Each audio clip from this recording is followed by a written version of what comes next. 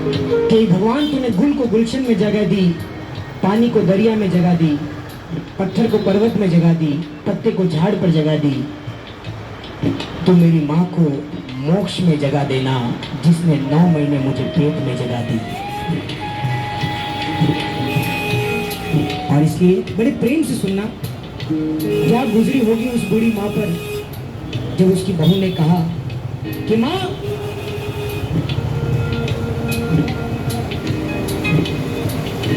मुझे पार्टी में जाना है, आप खाना बना के खा लेना। उस बूढ़ी 90 साल की माँ ने कहा कि बेटा, मुझे खाना बनाना नहीं आता, अब मेरे हाथ पैर भी नहीं चलते बेटा, मैं कैसे बना के खाऊंगी?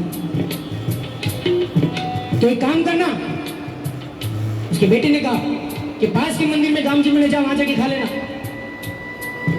यहाँ बहू, बेटा और उस बूढ़ी माँ का पोता पार्टी करने गए। जाते जाते में रास्ते में बेटे ने अपनी माँ से कहा कि माँ, वो पोते ने अपने माँ से कहा कि माँ, मुझे बहुत एक अच्छा मंदिर बनाना है। माँ ने कहा, अरे वाह, मेरा बेटा कितना होशियार हो गया, देखो इतनी बड़ी बड़ी बातें करता है, वाह, वेरी गुड बेटा, बहुत अच्छी बात है, तू मंदिर बनाएगा, बनाना। क्यों बनाना चाहता है बेटा? माँ, जब मैं बड़ा हो जाऊंगा ना, जब मुझे भी कोई ऐसी पार्टी में जाना होगा ना, माँ, मैं नहीं चाहता हूँ, मुझे तेरे पे दया आएगी, तू इतनी दूर मंदिर में खाना खाने जाए, मुझे अच्छा नहीं लगेगा, तू मेरे बनाए हुए मंदिर में खाना खाना। साहब, ये विडंबना है इस दुनिया में। याद करो अपने बचपन को, जब स्तनपान करते थे ना, कितनी लाते उस माँ को हम वापस मारते थे।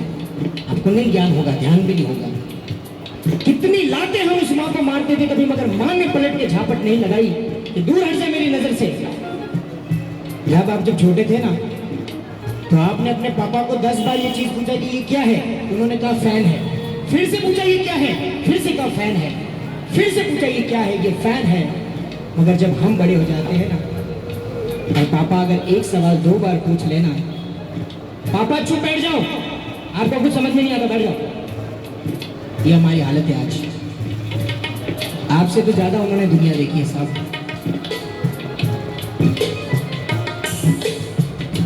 आज